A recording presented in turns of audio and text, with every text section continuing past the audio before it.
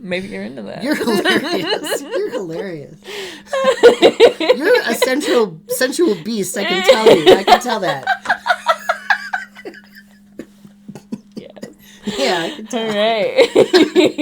By the way, are those tattoos? Yeah, they are. I've never seen that before. I'm actually covered in them, which is really funny because I'm wearing like the longest shirt and pants that I could find today because I was like, I want to be cozy.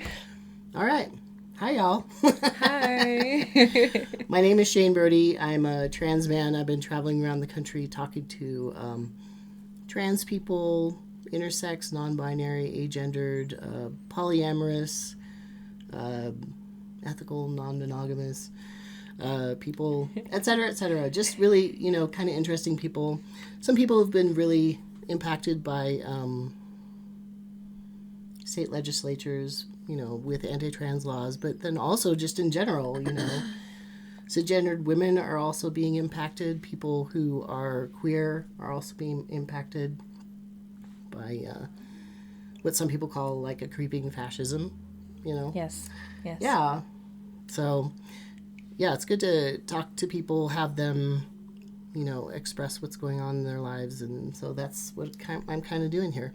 Wonderful. And I'm here with a guest. And she's a lot of fun. I've known her for like 10 minutes, and she's hilarious. And she's gonna, what are your pronouns? Yeah. So my pronouns are actually Fae, fair, fairs. There you go. Yeah, or they, them, theirs. Yeah. Whichever one I prefer, Fae, fair. But that's like a neo-pronoun, which we can go into, like, how people look at neo-pronouns and their... I would love it if you did that, because a lot of people are pissed off by it. Oh, yeah.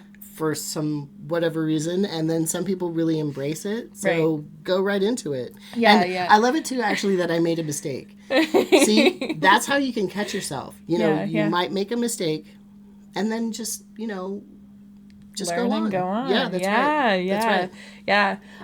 Yeah. So my name is Emberly. You can call me Ember if you want to, because Emberly is a mouthful, and I only fill up your mouth if you want me to. And you're very fiery, Ember. Yes. Yeah. Was that a chosen name, by the way? Yes, it is. Yes, it is. My whole name is Chosen. Okay, mine too. Yes.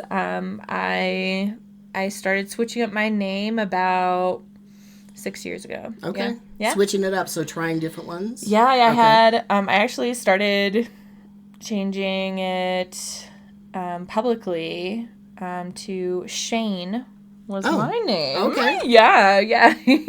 And it wasn't until very recently that I changed it to Emberly. I really stepped into that name. So yeah. Great. Yeah. Great. But to go into the neo-pronouns, oh my gosh. Yes, people are angry about them. Yeah. Why do you think people are angry, by the way? I think it really has to do with that people don't like change. They don't like when they mess up. Yeah. And they don't know or like when they are wrong. Okay. Mm-hmm. Yeah. Mm-hmm. And so putting something in their face that they're not comfortable with, when you break people's comfort, I think that's going to come up a lot in our conversation. Mm-hmm. When you break people's comfort, they get angry. Yeah. And there's a difference between breaking somebody's comfort and hurting or harming somebody. Yeah. Those are very different things. Exactly. Actually, in Girl Scouts, we talk about your comfort zone versus your courage zone versus your danger zone. Okay. Like, if you just stay in your comfort zone, you're going to stay there forever. But if you step out into that extra courage zone and do something outside of your comfort zone that's not dangerous, you're gonna grow. This is the growth zone. That's actually being more social too, because nobody in the world is exactly like you, right? So you're going to always encounter things that you don't know about. Yeah. It's It's true.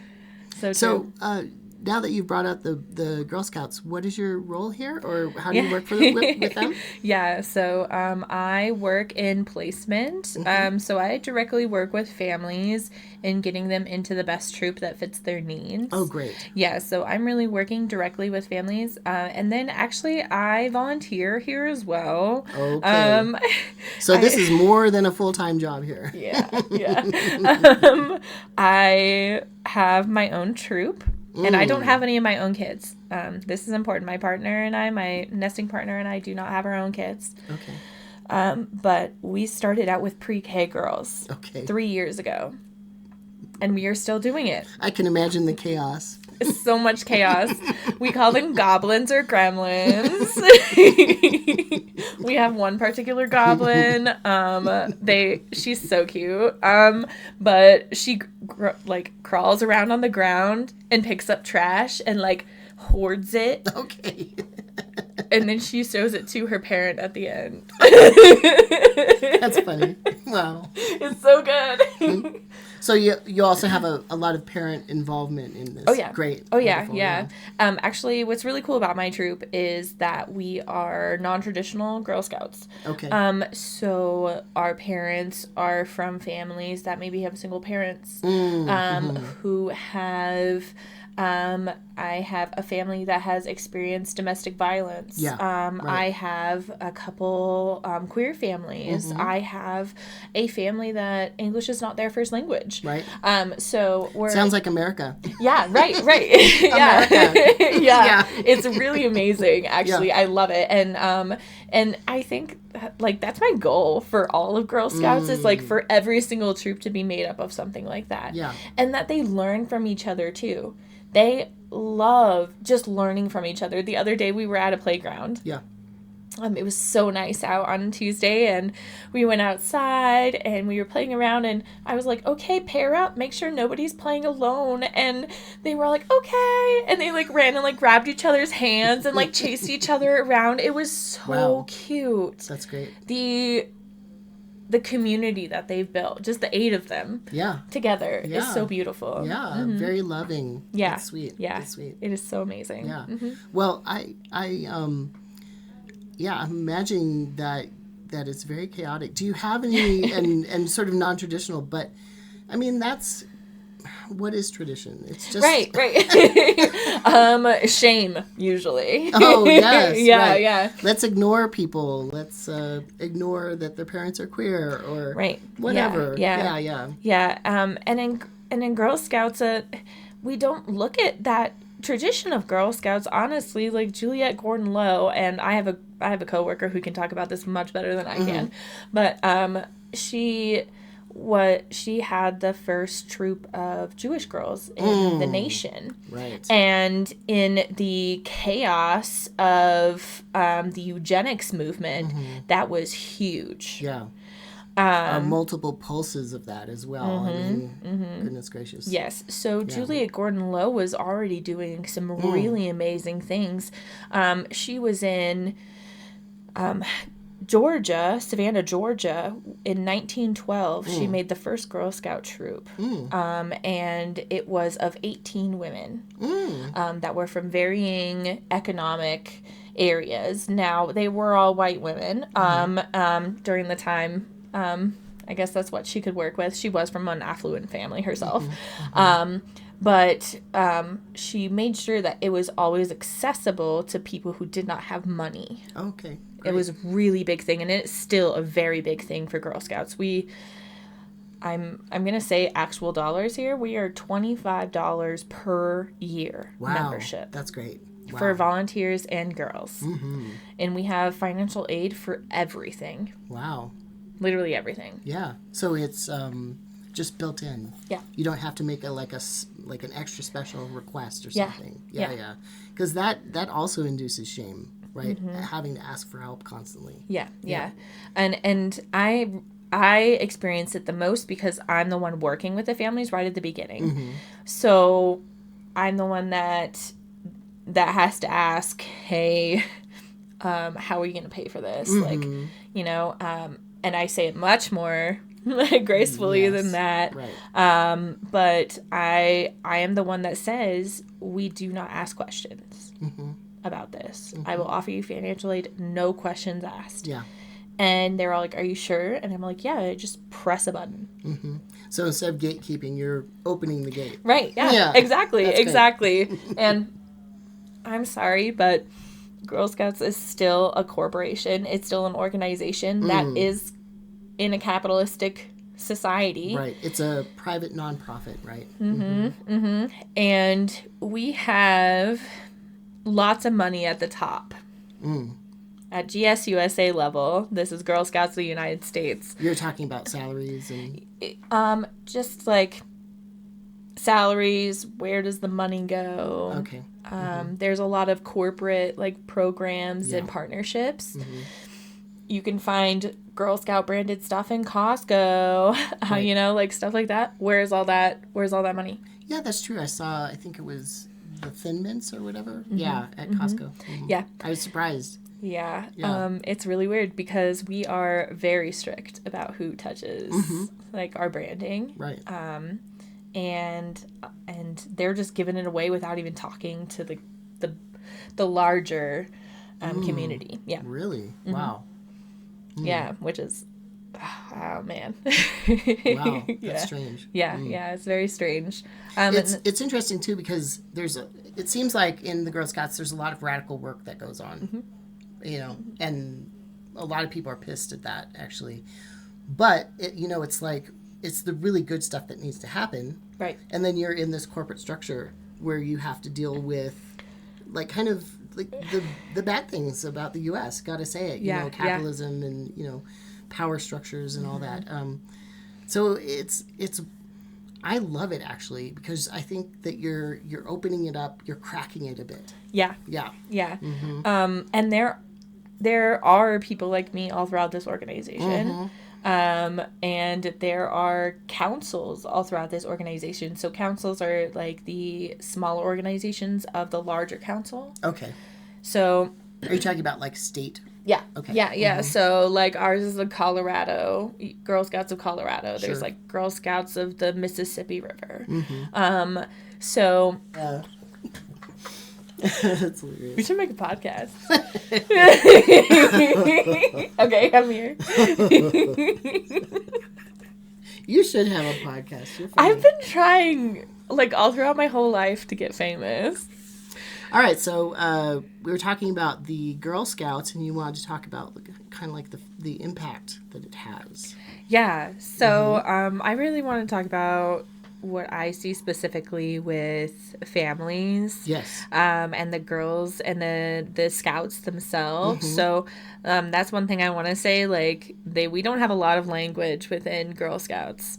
The word girl is right there. We don't have a lot of language within Girl Scouts that is inclusive. So it's a legacy name. Yeah, yeah. And we call, like, we have a callback that says, hey, Girl Scouts, and they say, hey, what?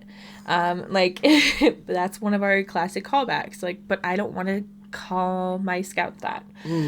So I have to come up with different things. So I say, hey, Daisy Scouts, and it's cute. But, like, so you have to be really creative as a scout leader. To be able to make the programming inclusive because you're allowed to. You can do it. We like to say, there's no Girl Scout police. Like, ACAB. That's right. ACAB. All cops are bad. Unfortunately, there's a lot of policing in a lot of realms, even in queer spaces, trans spaces. Yep. So anytime you can root that out, do it. Yeah. So we really as council like to say there's no Girl Scout police. Yes. You can do whatever you want. Like you don't even technically have to wear the uniform. Great. If you're out selling cookies, which is like everybody's like, oh, I have to have all the regalia and like every single pin and patch in the right place. And I'm like, no, actually, you just need your little flag that has the little Girl Scout pin on it and your WAGS pin. That's it. It's literally $12 and Girl Scouts will pay for it. Are there any girls that really, participants that really get into it though? They really want to wear all the stuff. Oh yeah. Actually, over the weekend I was just at it's called Certathon, which was like all these Girl Scout leaders went to. And we participated in camp, which was so fun. As adults, you do not get to hang out with adults your age very often. That's true. Outside of work. And so it was amazing to be all like, I'm having fun out in the woods, like playing games with a bunch of other 30-something-year-olds. Yeah. Like, so good. And it was healing. And that's amazing. Like, I think that's the mission of Girl Scouts, is healing. Because, like, there's a part at the end of the Girl Scout law that says be a sister to every Girl Scout. I change it in my troop to be a sibling to everyone. And that's an easy change. Yeah, right? And we change that around all the time. Like, and it's cool too because you have this awareness, partly because you have a non-traditional identity. Let's say. Yeah. You know, you go by different pronouns, and what are they again? Fae, fair, fairs, or they, them, theirs. And what is your identity in that, by the way? So the Fae, fair, fairs actually is associated with a Fae-gender. And oh my gosh, again, we could go into like niche sexualities and niche genders and like is this anywhere near like non-binary? Yeah. Right. So it's in the gender spectrum or whatever you want to call it. I don't think it's a spectrum. I think it's like a galaxy. And like people are all over the place. Yeah. There are stars. Not so linear. Yeah, there are stars all over the place. It's more like a 4-dimensional being than anything else. And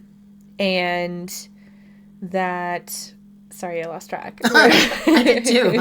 Right. I was looking at your freckles. I distract people. Their freckles some of them are tattoos. Yeah. I'm actually, tomorrow after work, I'm getting more of them. Okay. So I'm going back to the same artist and we're putting a little more in and some other colors. Okay, great. Yeah. It's going to be pretty cool. So I was talking about how who you are informs like the work you're doing. Yes. Very directly. And I love that. That's why diversity in a workplace is so important. Yeah. And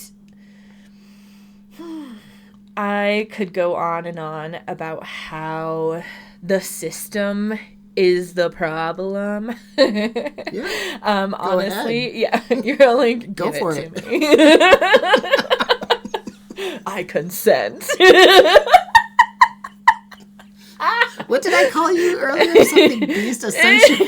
I called this person a sensual beast. You can see it, can't you? I can see it. And I'm not even at my best today. This is gonna happen a lot. It's fine. Okay. So we were talking about how who you are informs the work you do, and then that kind of spreads out to these families in your community. Right. It does. Yeah. So I am a non-binary person. I'm on the gender spectrum. I call myself... Or galaxy. Yeah. Gender galaxy. I call myself gender expansive, actually. That's the word I like. I heard that at a conference here in Colorado. We have a conference. It's gone by a couple different names, but it's hosted by CSU up in Boulder. Okay. And they have amazing speakers. Is that the one that just went on? Yes. Okay, I was at that. Yeah. Oh, amazing. I didn't get to go this year, but I really wanted to. I love that it was free. Yes. So amazing. I've never heard of a conference like that was so well coordinated and had all these speakers that was free. Yeah. They even gave us free food. I mean, whoa. Yeah. It was so amazing. And all the swag you get, there's testing there. Yeah, so if you didn't, I don't know if you know, but there was a little testing clinic. I got a little bag, but that's about it. Yeah, there's little testing clinics that are set up there. And yeah, it's a really cool thing. But I learned the term gender expansive from a parent of a child that I met there. So that was really amazing. And so, yeah, I use the term gender expansive, and I have a lot of, I'm polyamorous, but also not. I think the word polyamorous has a lot of different connotations, and we can go into that later, but yeah, a lot of people that I've been interviewing recently have been of this identity or sexuality, and they some have different definitions for things, like polyamorous versus being ethically non-monogamous, for instance, or solo poly or polycule. There's all kinds of different terms there. Right, and getting up to date with the jargon is like, I'm constantly having to follow pages that keep me up to date. Right. Even you, who's very embedded in this, you have to keep up. Yeah. So there you go. I'm always learning new things. You always, always, always have to keep learning. Yeah. And you're not angry about it either. No. The people who are angry about learning something, I'm like, what is going on It's with fun. You? What are you saying? Like, it's so fun. I want to go back to college, actually. Okay. Yeah, I'm thinking of asking the Girl Scouts to help, but we'll see. Okay, Girl Scouts. Yeah, right. I'm thinking going back to college, but there's like so much that we could talk about there. Oh, so good. What do you want to take? I am thinking of finishing up my anthropology. Okay. I specifically want to focus on the realm of rites of passage and death. I am a death doula as well. Okay. So, yeah, I have so much to talk about. Yeah. Well, what is that? What is a death doula? So, a death doula is somebody who does something to guide families and or people who are going through the process of death. Yes. To death or beyond. You know, it could be anything. It could be legacy projects where you put together like a little PowerPoint, or you make a quilt of all of the T-shirts from all of the jerseys they had. Like, how is this different from chaplaincy? So, or you know, in a like a hospice kind of situation. So, I think it is more the availability of this person to have one-on-one like time with you. Like what is happening really cool these days with death doulas, and like, I think we might have to get like a piece of paper and write down stuff, is that so in death doulaship, we are trying to make these teams of care that... So a chaplain could be part of that. Yeah, right, okay. Right. So we are just making teams of care that maybe they are in the hospice. Maybe I'm a death doula that just does massage. Maybe that's all I do. Or maybe I come in and do, this is going to sound woo-woo, and you're going to learn I kind of like woo-woo. A lot of my recent interviews have been very woo-woo. I'm into it. Yeah. I'm into it. But like Reiki and like sound healing. Sure. I will stand by sound healing. And I have amazing sound healers in town that have worked miracles on my body. And I also have chronic pain, and I'm chronically ill. So like that's a huge thing for me. So where were we? So you're able to also, so you're kind of an intermediary between some resources that you know of that are around you that you can assess that somebody might need. Yes. Yeah. And not only that, an advocate. I think that's really important in the death industry. Yes. In this country, oh my gosh, we could westernized medicine and westernized funeral industries are killing us. Yeah, there's so much power there too. When there's so much power there, you gotta wonder if something is wrong, you know. Exactly.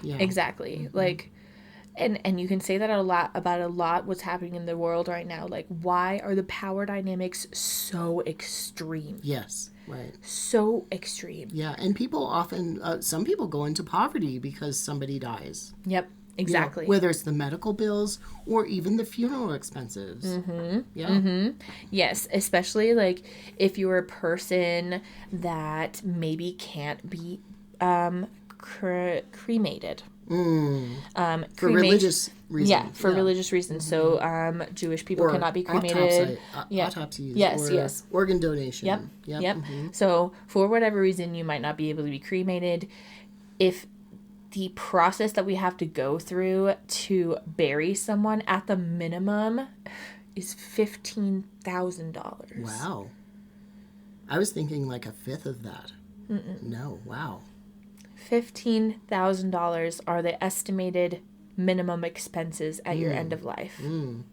Wow. I used to sell life insurance too. That's I can't imagine that, but oh, that was like the first thing I did when I moved to Colorado Springs to survive. In my little tiny like black VW Bug, I was like driving down to Pueblo. Oh, what's with Pueblo? It seems to be like the first stop for a bunch of like queer adjacent people, but then they don't stay there. Okay. That's because nobody wants to stay there. Okay. And it has a lot of history. Industrial, or? It has a lot of history. Okay. So it is an industrial town. Yes. It was built on Heavily. coal, very industrial. There are mines, there's I've only railways. spent like 10 minutes there, and I noticed that. Right. Yeah. And it's actually, when you look at the architecture, like that old industrial architecture is gorgeous. Oh, yeah. It's sturdy, strong. I saw a lot of places up in New York where they were renovating mills, like old mills and things like that, and into beautiful apartment complexes. Right. Right. And somebody really needs to come into Pueblo and do that. Yeah, give it some love. Yeah, give it some love. And unfortunately, the only people who are stuck there are the most poverty-stricken of that community. Yes, right. And they're living in food deserts. Yes, right. Actual food deserts. Miles and miles and miles, no food to be seen. No grocery stores. None. Are you talking about like trailer park situations that are kind of set out from town? Or? Okay. No, these are in the urban area. In the urban area. We even have them in Colorado Springs. It's actually a huge problem in Colorado Springs. Yeah, no grocery stores to be found. I did notice that there were fewer here because I was looking for like King Soopers or, like the local names for the grocery stores. And there was one over here and then one way over here. And I was like, what? Up in, Denver or north of Denver, you plug that into Google or whatever, and it's like... Pop, pop, pop, pop. One every 2 miles. You're like, can you please calm down? 2 Safeways on the same road, like half a mile away. Yeah. So that's not Colorado Springs. That's definitely not Pueblo. Yeah. Colorado Springs got a little lucky because we had money at the beginning. Yeah. And you have all that military money and infrastructure. And they need to, I'm sure there's a lot of troops that are in town as well. Yeah. So there's so much military money here. I think it's the curse of this town. I understand. It is the curse of this town. I used to live in Fairbanks, Alaska, and it's exactly like that. Yeah. But I also noticed that there's diversity within the military as well. Yes. And actually, for as much as I'm no police, no military. Yep, me too. Right? I still have friends and acquaintances that are in the military, and Girl Scouts has people that are in the military that I respect, and that I can see the good in, and that I also see why you do that, because it's an industrial military complex. Yeah, but for some people it's also about survival of their family and coming out of poverty. Yes, exactly, and that's what they're doing. This is why the U.S. does not want us to come out of poverty. They want us stuck. They want us to have student loans. Right. Oh my gosh. I could go into that. Also with the military, there's also if you go in, you earn respect. Right. And then you have it. Yeah. Right.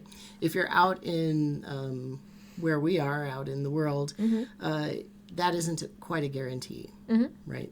In the military, I think you probably have some recourse. Like, for instance, when queer and trans people have been in there, and there's been an administration that was not so anti-queer or anti-trans. Yeah. They had some rights, right? And you could get health care and that sort of thing. Yeah. So, yeah. Anyway, enough of the military.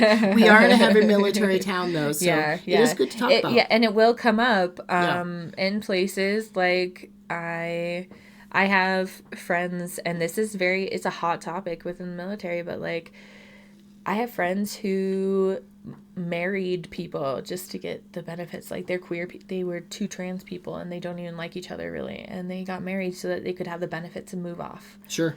Like base. I understand. You know? Like I understand though. I understand. People do that that sort of convenience kind of legal marriage outside of the military too. Yeah. I mean, there's a long tradition of it. I've even thought of it. Like when I've had a decent job and, for a short while I had a life insurance policy. I immediately put it into somebody's name that I know doesn't have any money that I adore. Yeah. And, I know of people who have children and they stay together in an amicable relationship, but they're not lovers and etc. Right. So that they can raise these children and have good insurance, etc. Right. And it's been historically, marriage is a transaction. Yes, it is. That's all it is. It's a property transaction. Yeah. And has been since the beginning of what we even understand to be that. That's right.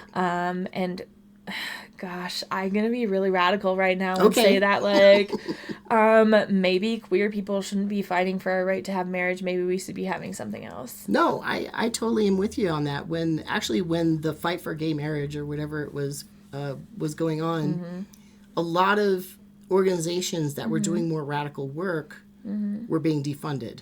Yep. Groups that dealt with seniors, HIV/AIDS, poor people, queer and trans people who needed therapy. Yeah. Okay, all those things were either underfunded or defunded. Yeah. So a lot of them don't exist anymore because we were going for this really kind of bourgeois, conservative, going for marriage. And all the money and all the resources went towards that. Yeah. And before that, it was, in the military. Right. So we have these big movements that are really quite conservative. They're very conservative, and that is a plague of this country. Again, like, conservatism is... Ooh. Well, there's this popular idea that somehow liberals are leftist. Right. They're not leftist. They support capitalism. If you're a leftist, you don't support capitalism. Yeah. So... Right.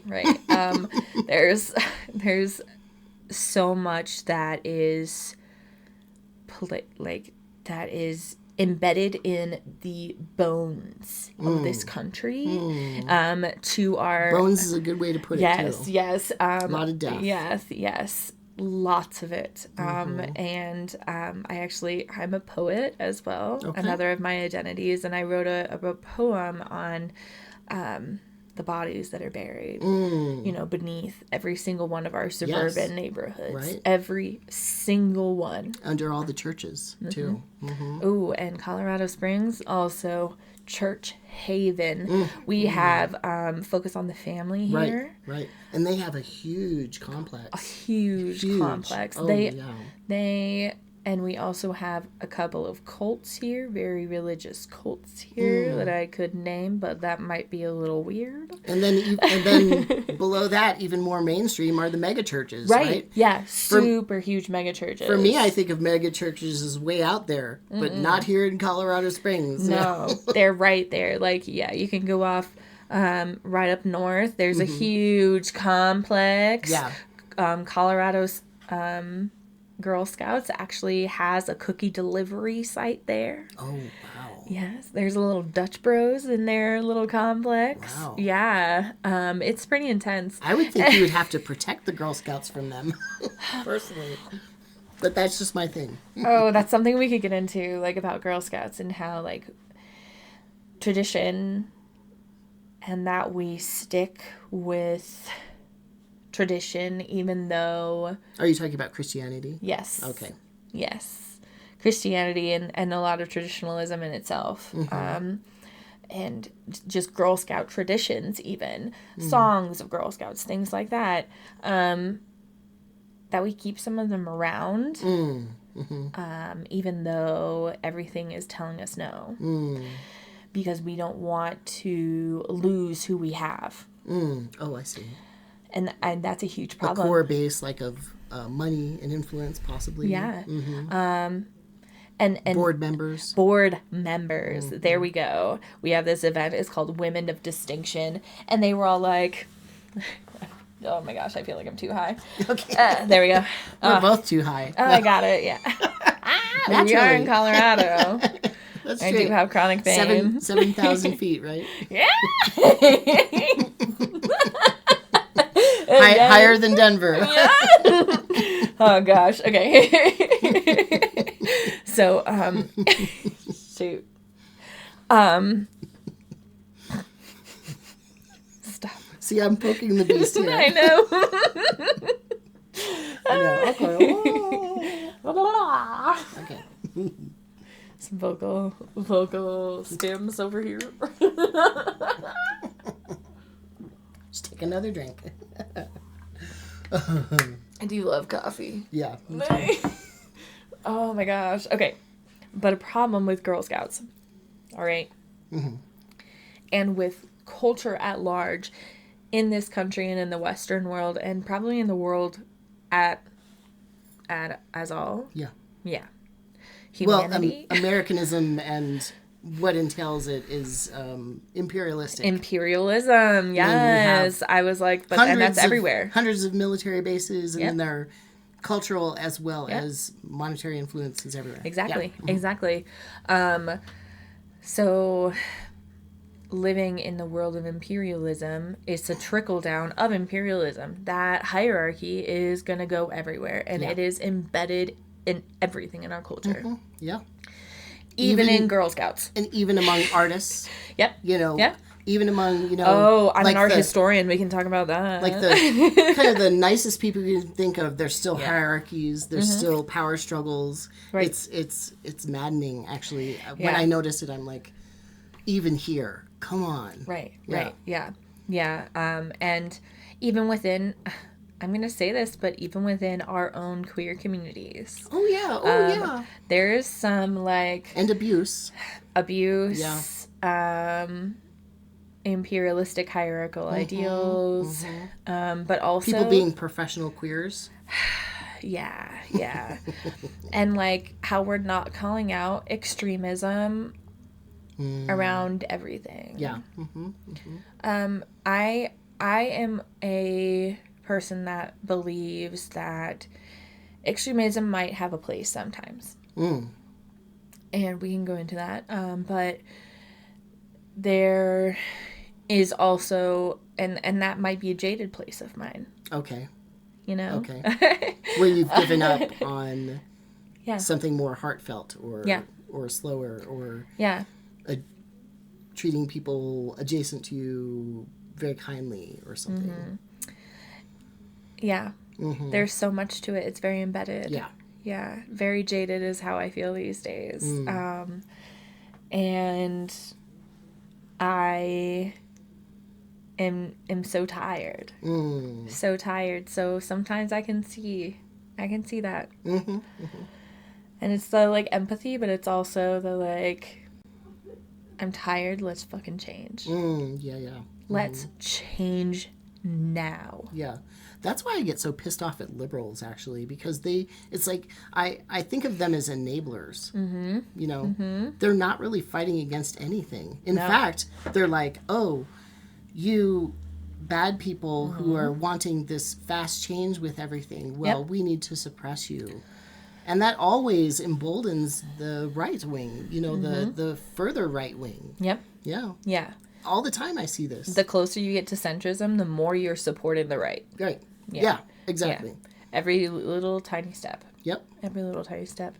And it's really hard to get through. And then those ingrained hierarchies, even in the nonprofit sector. And you're going to hear this about nonprofit people. We're fucking tired. Burnout is so real all over the world.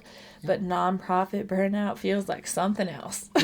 Yeah. Because they always excuse that they have no money, no resources, no time to help you do the mission of your nonprofit work. Right. And you stay here because you love this mission, because you love what's going on, because you know that every single thing you do is helping somebody. Like, I love this work. I used to really love it. But it is really hard to keep that love when they're paying you what in Colorado is minimum. Yeah, right. I keep hearing that so much lately. Like, people who are teachers, who are fantastic fucking teachers, who I would have loved as a kid to be a teacher of mine, leaving because they just get burnt out. Or people who are occupational therapists dealing with people who are very disabled in various ways and helping them gain some skills to live better, you know, and getting burnt out from that as well. Yeah. So. Yeah. And these are the people we need more of. Right. And exactly. And this is this is, people should hear this. This is what companies need more of. Those are the people that companies need more of. Yeah. But they're considered troublemakers, right? Exactly. If you're That's too what smart, I am. Too smart, got too much heart. Yeah. Yep. Exactly. I actually was harassed by the CEO of this company because I stood up for that we didn't do enough to reach out to underprivileged communities in our city. I was harassed. You're talking about people of color and yep. That whiteness comes through, doesn't it? It does. Yep. It does. She yelled at me, and it was the first DEI meeting I attended. You know what DEI is? Diversity, equity, and inclusion. Right. I was on the council. I had just been accepted. I was 2 months working in Girl Scouts. Wow. And she yelled at me in this meeting with the HR representative right there. Wow. And nobody did anything. They just let her yell at me and interrupt me. I was talking. And I put in a report against her, and I could go into all day what happened. I'm actually maybe going to take action, but... Yeah, you look very upset. I'm sorry. No, it's fine. I mean, you're a very bubbly person, but I can tell, like, your eyes very much changed there. Yeah. Yeah. I'm amazed, actually, that you're still here. Yeah. You know? That takes a lot of strength. Thank you. I sometimes don't... Or masochism. Right. Yeah. I'm like... And it also survival. I think here in Colorado, we have to talk about that. And you were saying, like, you might want to move here. Like, you know, what's going on? It's hard. Yeah, it's expensive. Yeah. Getting more expensive. Lots of people are moving here. Lots of people. And they're moving here from states that they were in tech and make tons of money. Right. It's like a Silicon Valley kind of situation. Sure. Like, these people have lots and lots of money. Yeah. And they're coming in and they're being like, yeah, I'm going to take up all of this and all of this and all of this in this community. And I'm going to overtake this community center and this community center. And we're putting in, like, you heard there's a new Buc-ee's here. Like, right? Yeah. Did we need that? No. Does Colorado need a gas station from Texas? No. No, we don't need that. Their brisket comes out of a plastic bag. I mean, come on. Don't be careful. Yeah, I know. That's all right. I can take care of myself. I lived in Texas in the 80s, and I was bald, and I was a dyke. So, I love it. I love it. Oh, wow. Sometimes I'm like, the 80s would have been great. And I'm like, don't be that person. No. Yeah, I actually do have some nostalgia from it. But then I think, too, it's because I'm getting old. Right. I got to be careful about that. I know. I have no nostalgia from the early 2000s at Although, all. I got to say, I love it when...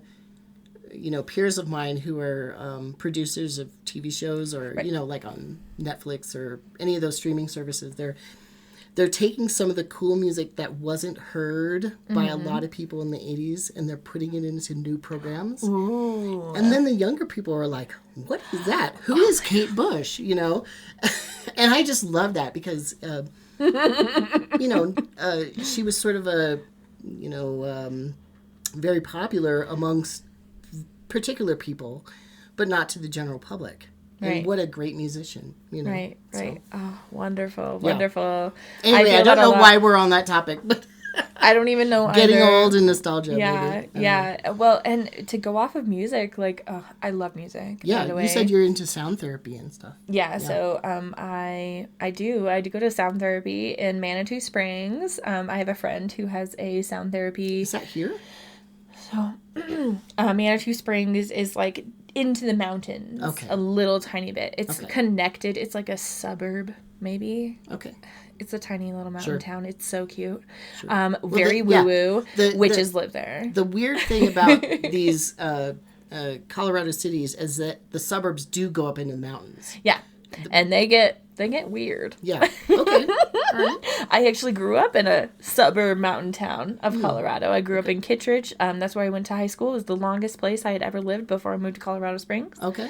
I was there for 4 years, and it was wonderful and also awful, which I think is like how you could talk about Manitou probably. So as an outsider coming in here and being somebody from Alaska, when I think of like a cabin, I think of something really rustic and dry, like no services, no water. Right. You have an outhouse, you know, you plow your driveway, otherwise you're stuck for a few months during the winter. Here, it seems like there's more of people run up to the mountains when it snows and they ski, and it costs a lot of money. Like, oh my gosh, I can't even imagine moving to like a mountain town or someplace where there's cabins are like they're like palaces. They're palatial here. They're all shiny. They're not rustic at all. They're not dirty. They're, you know. Yeah. So, do you have a different experience of that? Yeah. Okay. Yeah. Okay. So I have so many different experiences. First off, Kittredge is called the other side of the tracks of Evergreen. Okay. Okay. I'll have to look that up on the map. Yeah. We have like 250 people that live there, and all of us are up a mountain. Yeah. And all of our houses are falling apart except for the ones that are on the first road. Okay. All right. Yeah. So there's a switchback and you... Okay. Yeah, and you go all the way up. The neighborhood's squished together, and everybody lives in poverty. Okay. And those are the people that, and this is, I'm going to talk about this. Is this an old mining town, possibly? So it is not a mining town. It's attached to a mining town, though. Okay. And it's just like a little tiny, like a stop along the way on I-70, which is very popular here in Colorado. It has been since Aspen was a popular spot to happen, which was Victorian era and on. Yeah. I noticed, I love looking at maps, and I was looking at the route of I-70, and all these names kept popping out of places that I had heard of, like Vail. And, right. So.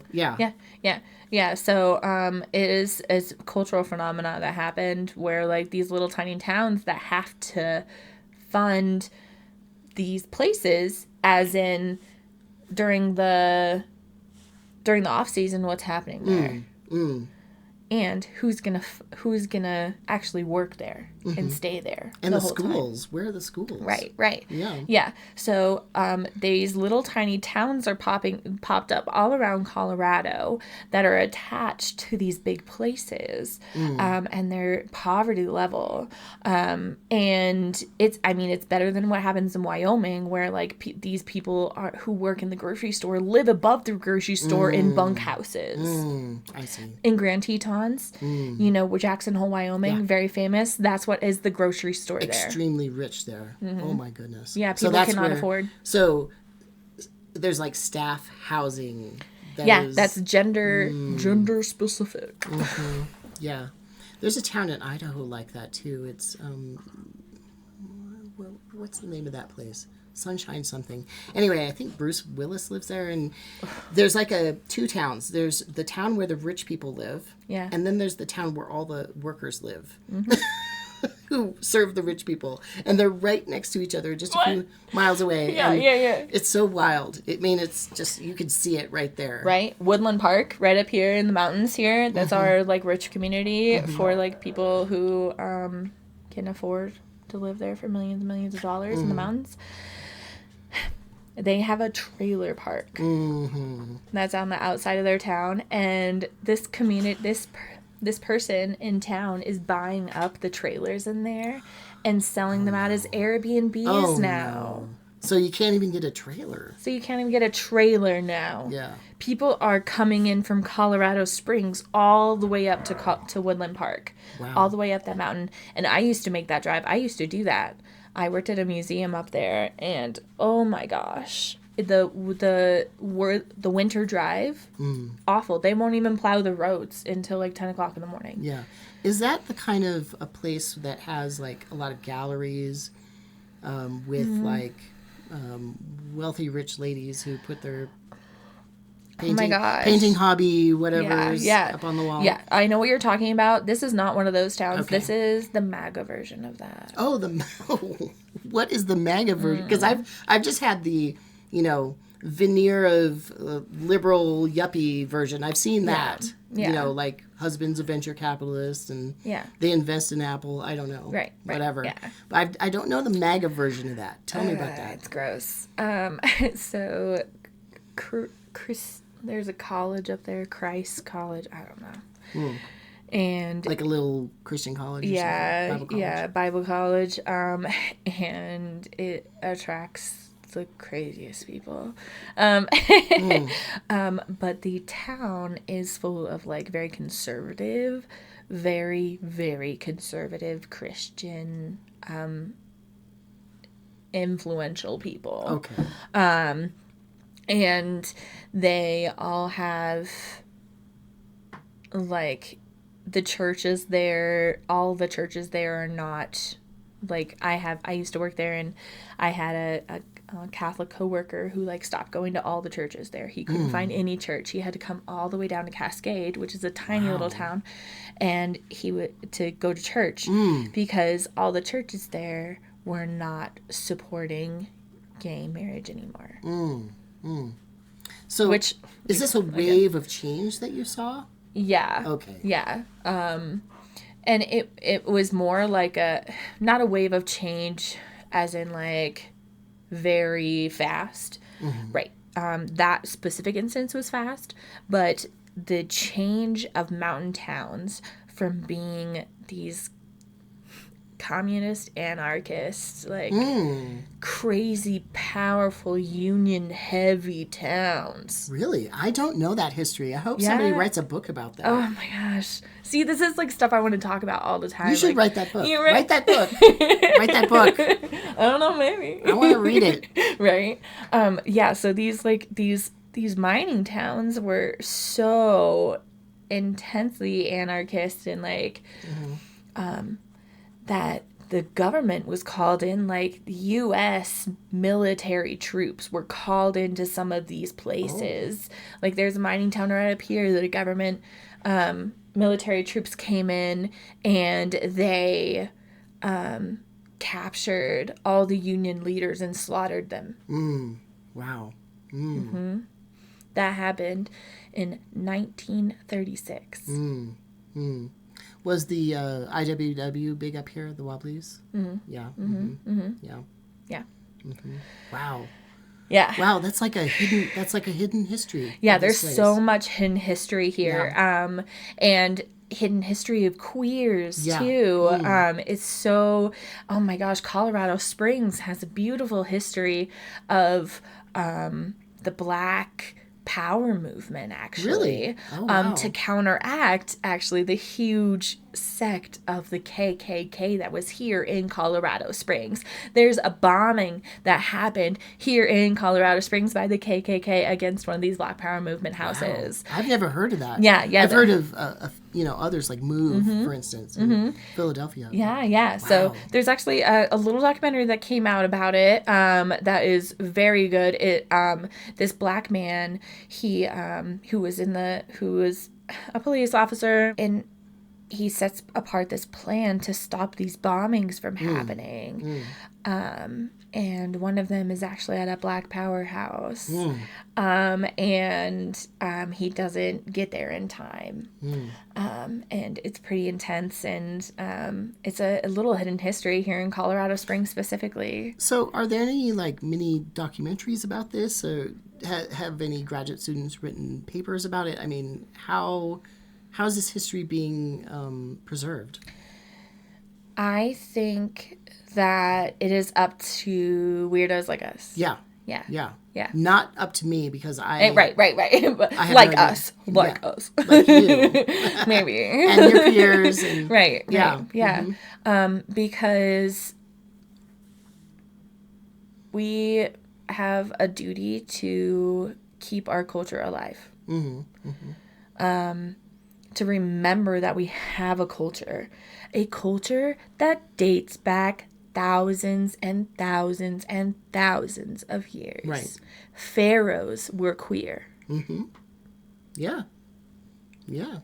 And a lot of the gods and goddesses are genderqueer. Yeah. Or shapeshifters. Yeah. Yeah. Indigenous stories dating back 20,000 years tell of, and there are many terms for them, but two-spirit people. So, you know, this is deep. Yeah. This is the human history. This is human history, and we have to preserve it. They're trying to destroy it, so we have to preserve it. Yeah. Well, I hope that, you know, if any graduate students or if you know a graduate student or somebody out there somebody who has some funding, maybe. Right. Yeah. Yeah. That's why I mentioned graduate students. And I know that people are always looking for something to dig into and make a project about, you know, think about some of this hidden history here in Colorado, the Black Power movement and some of the fallout from that with the KKK. And then also, you know, these mining towns. Yeah, the history of unionism and communism and anarchism. And then, well, where are we at now? You're saying that they've turned MAGA or whatever. Yeah, so these towns go in two different ways now. Both of them are very centered on money. Yeah, exclusive. Very, very. You could say it's modern day redlining. Because it is a very exclusive community. They have community. You can't get anywhere in there without having to join a community board, like things like that. So these towns are always having those things. They are either being very like white feminist, or they are being, we are Christian and you say you're gay and you will die. Yeah, right. You cannot stop there and be gay. Yeah. I was harassed in public in front of my boss multiple times for having a little pronoun pin. Wow. Yeah. Just right to your face. Right to my face. These people they're getting much more bold. There's actually this is a more hidden history. Woodland Park actually just had a man arrested because he had a weapons stash for a white power movement up there. And that's another one of those small communities. Wow. In Woodland Park, yeah. And he was just arrested, but the whole group was not arrested, just him. Right. Some people I think are wanting something like that to happen. Right. You know, it's like they're itching for it. Right. Yeah. Yeah.